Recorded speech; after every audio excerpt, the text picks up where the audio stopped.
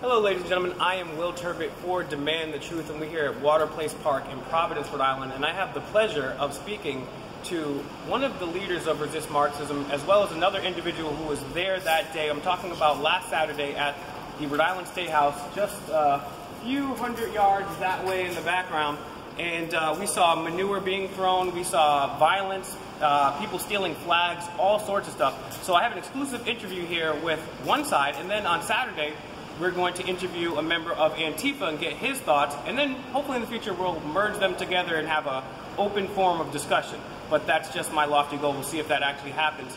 But without further ado, I'm going to introduce a couple of people. One person's going to remain off camera, but let's start with the individual which you will see here on camera.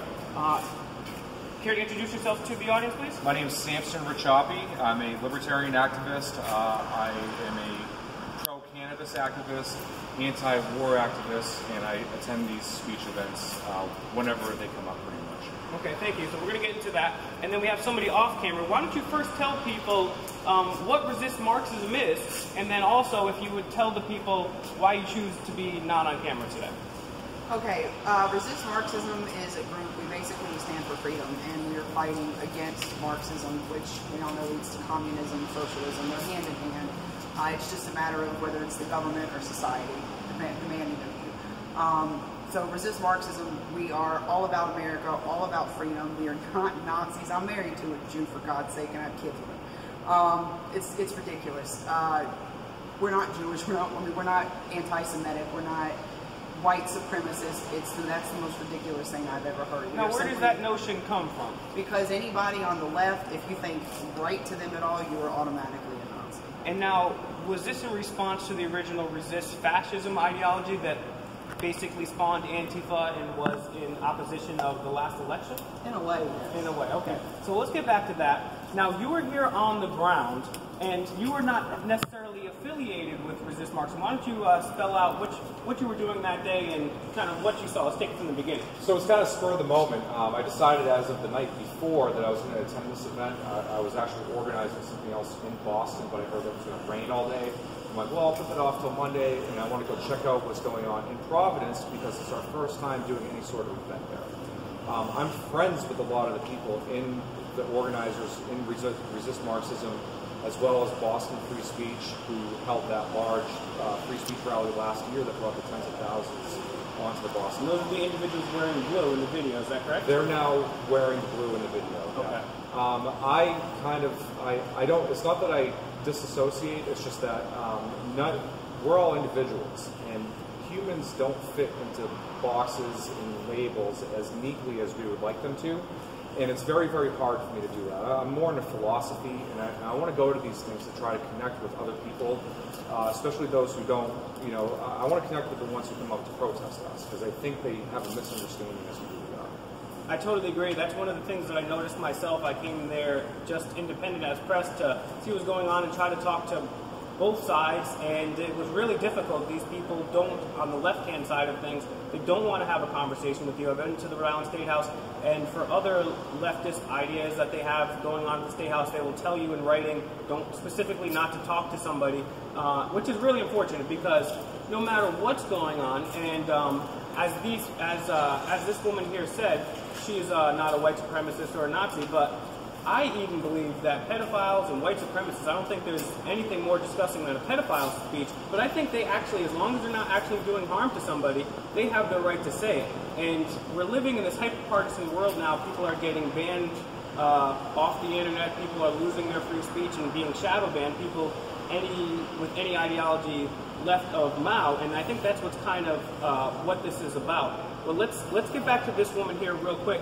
Now, when it comes to Resist Marxism, what was your purpose of having this rally at the Rhode Island State House? Well, the State House is significant in itself, and it was our first time here in Providence. I actually live in Rhode Island, so I've always gone to Boston for these events, but we decided to try and throw one here, and it was just insane. I'm sorry. But no, I live here, so we wanted to come celebrate freedom here. There's nothing wrong So was it to celebrate freedoms? I've heard some people suggest that it's also to kind of show how vicious these anti-protesters were, or just to actually sit there and say, hey, we still have free speech? Was it a combination of the three, or just to, you know, unite with some people locally here in Providence to see what was going on there? More or less to try to bring people who are around here out. And, you know, we would like to sit and talk to some of these people who, opposition, and we don't want to fight, we don't want violence, we would like to talk. You know, dialogue is gone, and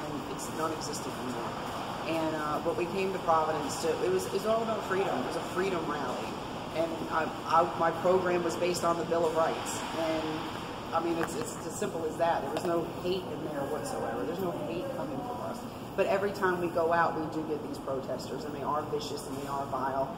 I mean, throwing horse manure. They had pillowcases full of electronic equipment that they had sewed shut that they were throwing at us. Stealing flags. I mean, they were the violent ones. And from my outside perspective, it was kind of an upsetting thing for me to see that the people that were supposedly there for free speech, and like I said, even if you're a KKK member or a pedophile, you still have the right to free speech. Right. It was upsetting to see the amount of people that were there against you guys, and those people weren't there when the Klan rallied or when any other people did their things. So it was interesting to see the amount of people, but what was even more interesting to see is Providence was littered with these things saying, Nazis are coming, and be careful, we need all these stuff. It was all over social media. There was a lot of things going on, and it seemed like there was people there. I know I've never seen from Providence, and I've heard rumors that people were busted. I've even checked out their page, and they said they were bringing people from all over. Matter of fact, one of the individuals who got arrested for throwing horse manure was from Massachusetts. So how do you think this was so well organized, and why do you think there were so many more people in opposition to you guys? On one hand, if I saw a poster that said Nazis were coming to my town, I'd probably show up too, because Nazis are not welcome here. That's the lie that they put out. I think they put that lie out and they plastered Providence with it to try to get the community out to protest us. And I think what ended up happening when some people in the community realized we were not Nazis, we were not white supremacists, they actually left. And that's true. Yeah, it is. A number of them true. did actually. And the ones that were trying to talk to us, like it was just unbelievable. I'm sorry. It's just thinking about it gets my mind. I'm still trying to process what happened last week. But no, the hatred, I think a lot of it's funded, and it's very well organized. Do you have any guesses as to who may possibly be funding it? The unions. Teachers' unions. There were quite a few professors from Brown University, people who worked at Brown University. What makes you say that? I looked them up. Okay. I saw them. I looked on the page. Now there was I heard a rumor that there was the woman that was making certain autoerotic gestures for several hours in the rain. That she is actually a professor. Is this true? She is a system administrator. System administrator. At the chemistry department at Brown University. She was vile. That woman was. There was some vile. I don't think there's no other word. No, I do agree, and I think that even if I do think that a lot of people that came out wanted to see what was going on. There were a lot of casual observers, and I actually think that you guys won their sympathy that day. I think you guys won a number of the people's sympathy. I want to get back over here. Now, let's go back to your background a little bit, too. Let's talk about where you started and kind of the things that you've done, and also the best place for people to get in touch with you, too, to support any projects that you might have. Let's start there. Well, sure. I mean, I don't know how far back we want to go. I'm 36 years old. I would say 3 or 4 months into the pregnancy. Let's start there.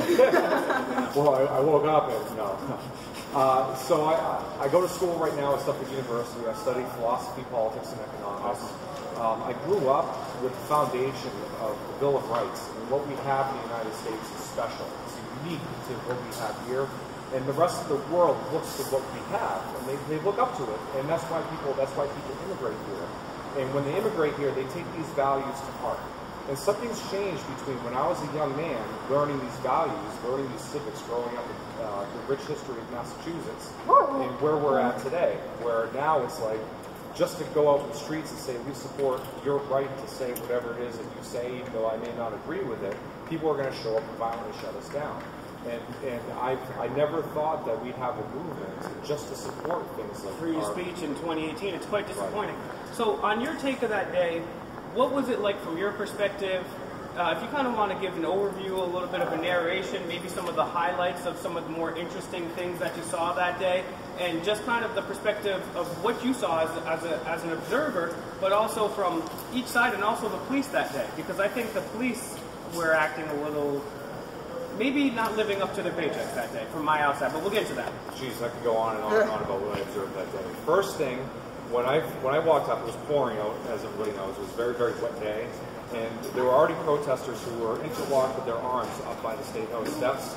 And I could see, even from a distance, huge hammer and sickle, the red and the gold communism symbols. Now, these are the same people that believe Donald Trump colluded with Russia, and they're wearing masks of communism, Russian flags and Russian masks. And these are the same people that think Donald Trump is colluding with Russia. Absolutely absurd, but continue. Oh, sure. Well, as a libertarian, and I'm actually a former candidate for Congress, let me just speak to Russia real quick. Sure. So I grew up in a time when the Cold War still existed, and I saw the wall come down as a young man, and like this huge communist Soviet threat ended as a result, right? And we won the Cold War.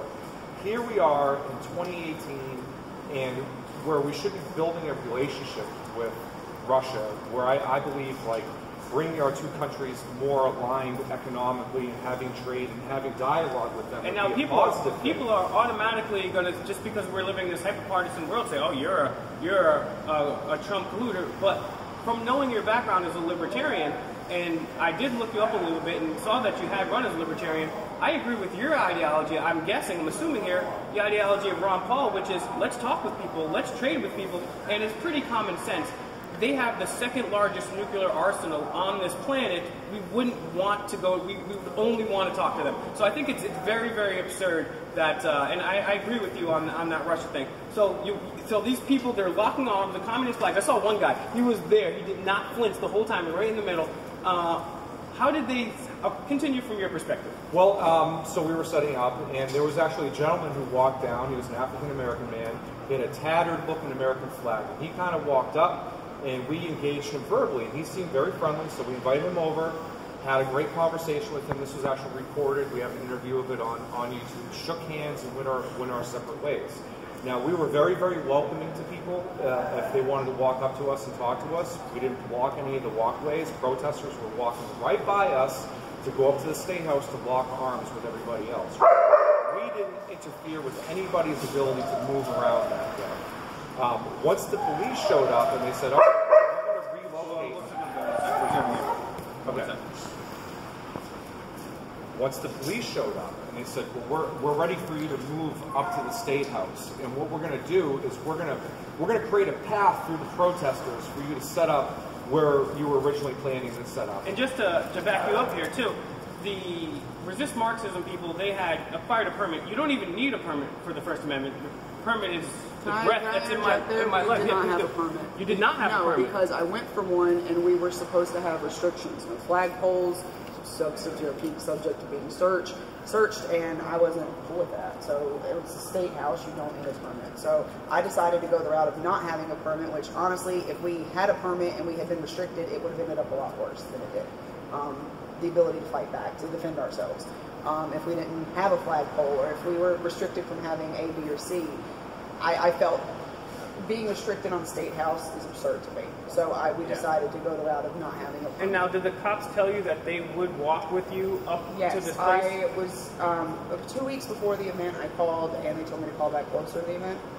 The event date, and I did, and I was told that we would definitely be able to get up to the stairs, and once we got there, and we were promised no violence, you'd be safe, we'll get you in and out safely.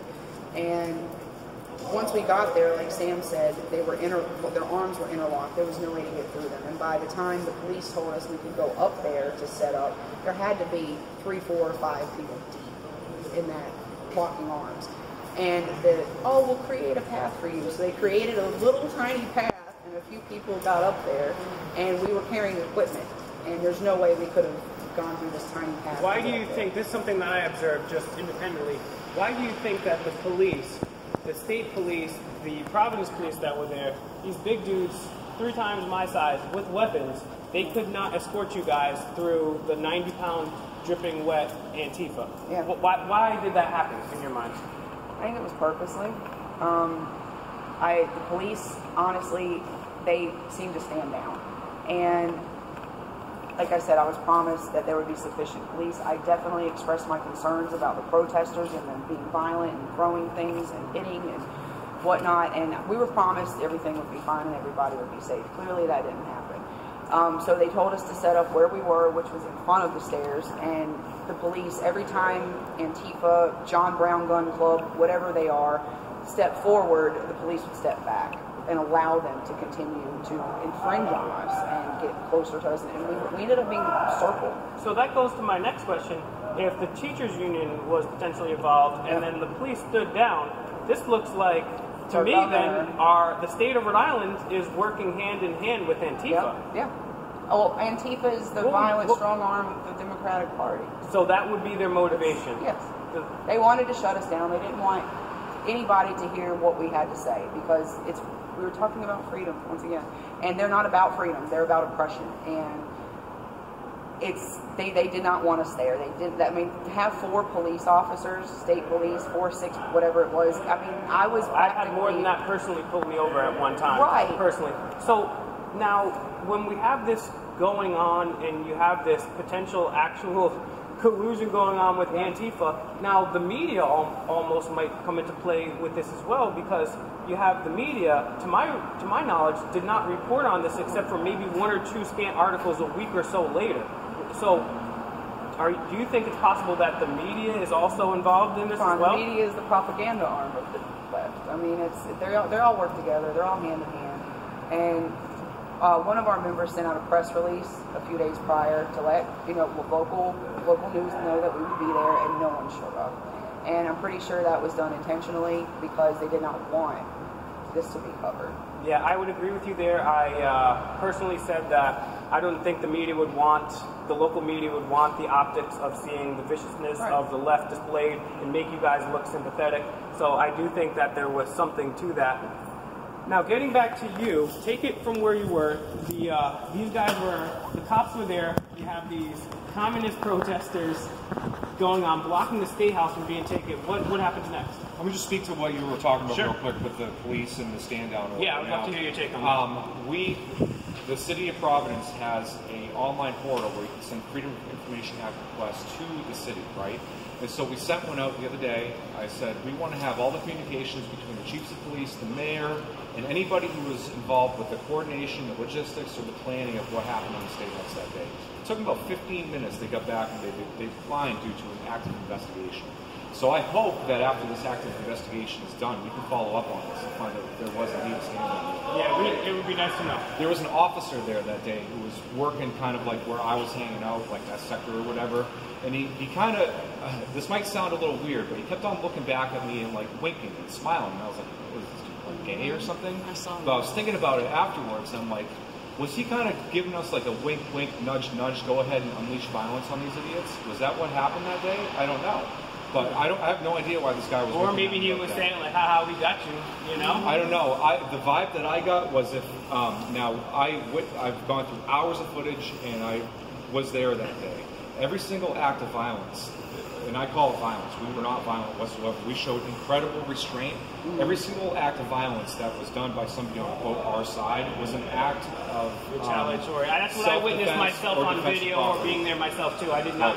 They were stealing flags. They stole equipment. They stole equipment. Yeah. So you guys are just people are just trying to take the stage, and how does it devolve from there? Well, at first, as my colleague here was saying, we set up with the 2 tents after it was clear we couldn't break that line and get through the protesters, like on the stairs. We said, all right, well, we don't want to put the police in a bad position. We're not going to make them break that line. We'll set up here, and in fact, we'll back off the line a bit. We had about 25 feet between where we set up and where the protesters were when we first got there.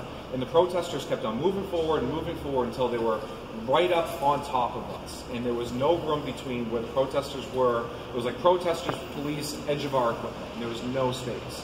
And as soon as the sound equipment got going, I'm skipping some stuff here, but as soon as the sound equipment got going, it was clearly loud and going to overpower all the noise that the opposition was making. That was like when there was almost an order given by somebody, because that's when they rushed our stuff. on one side. They kind of flanked us on one side, and then when everybody was paying attention to that, Order they came given down. by a member of Antifa or a member of the police? What do you think? I also agree that this is a coordinated and funded effort by somebody who wants to destabilize. Who do you think is ultimately responsible? Well, I can't really. I do believe in the existence of the so-called deep state, and the deep state has financial and military and economic interests all around the globe. And for people like me to be able to get up and say their piece and talk about how the majority of our wars overseas actually have a lot less to do with violent Islamic jihad or whatever you want to say, and it's more about economic issues and financial issues, that's going to be very threatening if we can educate people as to the nature of our conflicts. So they can't allow that to happen. And as soon as the sound equipment came on, I mean, there were people wearing green hats, right? You could tell they're different. I'm sure there's commanders, if you will, among those crowds that say, all right, this is the plan. You know, once the sound equipment gets going, we gotta shut it down. And that's what happened. As soon as the sound equipment got up, we were rushed. The canopies were ripped apart. The sound equipment was knocked down on the ground. It was all rained on. Thousands of dollars of equipment was destroyed that day. We had every intention of going there and having a peaceful speaking rally. Because why else would we bring all that equipment out? If we were coming out to fight, we wouldn't have brought all that stuff out. Yeah, exactly. So when this happens, you know, and I witnessed one of the things that happened before that too, before they brought the tents down, people were stealing flags and so forth. Were there any, did you see the cops acting on these acts of vandalism and theft? Not one bit. During one of the scuffles, a masked Antifa member ran up and grabbed the backpack and started running away with it. I had to run him down myself in these loafers that I'm wearing right now. And he finally dropped the bag and ran off, and I was able to recover the property. And I walked back. There was no accountability from the police. After the canopy was ripped down, I grabbed one of the ones I witnessed myself, and I wrestled him onto the ground. The guy went limp. He didn't try fighting whatsoever. I probably scared the death out of him. And people kept on telling me, let him go, let him go. And I'm like, I'm not letting him go except for a cop. And when a cop came up and said, let him go, I said, this guy just assaulted me and he was destroying our stuff. And just let him go. He's like, oh, he assaulted you. You assaulted him too. And I was yelling at the cop on camera. They made a meme of it. I ran over to grab the canopy. And so they cut off my hand like this. They propped it and they said, this skinhead punches a woman, wrestles with a peaceful protester. This is all. Where was this up? Where did they shop this? They were distributing this amongst the communist forums on like Twitter and like Facebook. And I'm on the board of a nonprofit. It made it back to that nonprofit organization, and I had to explain myself. Luckily, we had video where this was cropped from, and we could say, "Look, this is clearly not." I actually saw that myself too. I saw that meme somewhere myself, and you know, I'm just getting a little more familiar with, you know, some of the people in this movement. I know Dan Bidandi was there. I've known Dan Bidandi for quite a long time. I don't agree with everything. Dan Bidandi is supposed to speak. I don't agree with everything that Dan Bidandi says, but I can tell you for a fact, I don't know about, you know, some of these new people, but I do know that Dan Bidandi is not a Nazi. He's one of the nicest, most loving people that I've ever met in my entire life.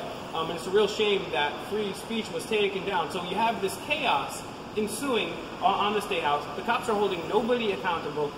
What happens next? Well, once our equipment got destroyed, I heard through the grapevine that we were asked to leave, and somebody, via the authorities there that day, they said, we're asking to leave, and it was clarified, is this an order? And the police officer said, no, this is not an order, this is all caught on camera. The police officer left and came back and said, well, now we're ordering you to leave. Somebody asked them on camera, well, what if we don't leave? And he said, we're going to arrest you. So not the violent people who just destroyed our equipment, not the ones who were coordinating. So, let's start. This is a police officer came up to us after they asked us to leave, and we were like, no, we're going to stay until you order us to. They came back with an order to leave. Somebody clarified on camera what happens if we don't leave, and the officer said, we're going to arrest you.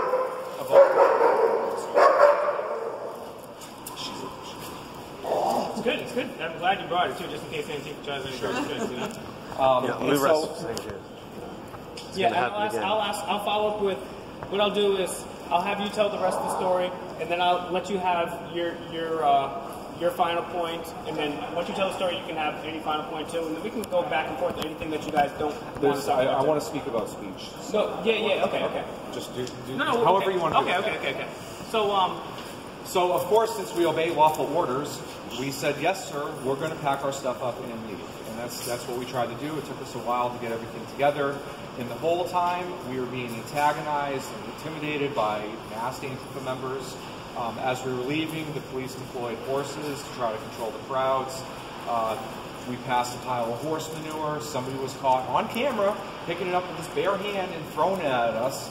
I personally witnessed a cop spitting it out of his mouth. Like, that's in the Providence Journal now, too. Yep. That's what forced them to have to report it on it, I believe, is because somebody got hit in the mouth and was a cop. Otherwise, we wouldn't have any reporting on this at all. We were able to get NBC to pick up on it, too, local NBC in Providence. Really? I was so thankful for her, because I was going to lose all my positions in the nonprofits if I couldn't get any media to report on it. I just looked like some person who participated in this nasty rally, right? And so I don't want to take it. Where were we going? So I know I want to hear the rest of that day. So people are scooping horse manure up there, throwing it at the police, throwing it at you guys. Well, so I turn around and see the cop spitting it out of his mouth, and I was already very upset with the authorities at this point. I had already told them my mind about what they should have been doing. They should have been sticking people in handcuffs and sending them to jail all day long because of all the different things that happened, not only to us but to their officers. So after they threw crap at one of the officers, there was a supervisor right there, and I started yelling. I let him have it. I said, look, you guys haven't been arresting anybody. Nobody's been going to jail in handcuffs, and now you have officers covering it. Now you have to do something. And they were like, just keep on going, just keep on going. I'm like, whatever, yeah, we're going to get back in touch because we're not going to let this go. With all the footage that we had, there was clearly some wrongdoing that was done that day. And so after we finally loaded the vans up and we were given an escort to where our cars were parked in the mall, police officer once again said, well, we're going to ensure your safety from where we're at here, point A at the State House, to where you're going at the mall. We're going to set up this nice little perimeter outside, and we're going to make sure, we're going to ensure your safety. So you can get in your cars inside the mall and leave that day. And so we get to the mall, being followed by masked Antifa, of course, the entire time. As we were entering the mall, the security was working with the police. They already were aware that this was going on.